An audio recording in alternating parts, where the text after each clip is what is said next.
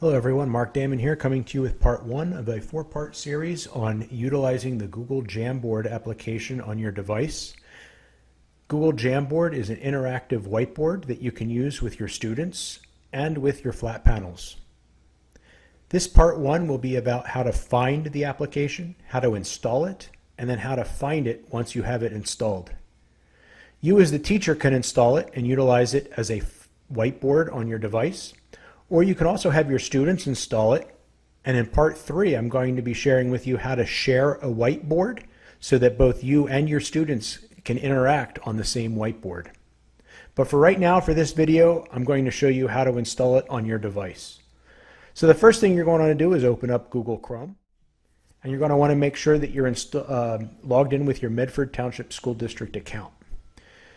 As long as you are, you're going to be able to see on the bookmarks bar here Medford Custom Store, and in there's a link to the Medford Custom App Store.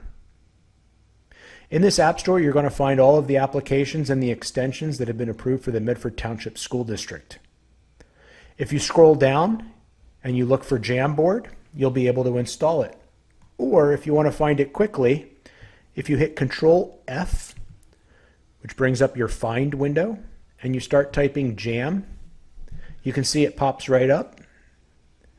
I'm going to go ahead and click on it, and an option comes up to Add to Chrome. Then I'm going to click Add App. And now it installed Jamboard on my device. So I just showed you how to find it and how to install it.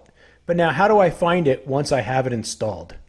So if I exit out of Google Chrome and I go back into Google Chrome, from now on I'll be able to find it by clicking on the Apps link on the bookmarks bar.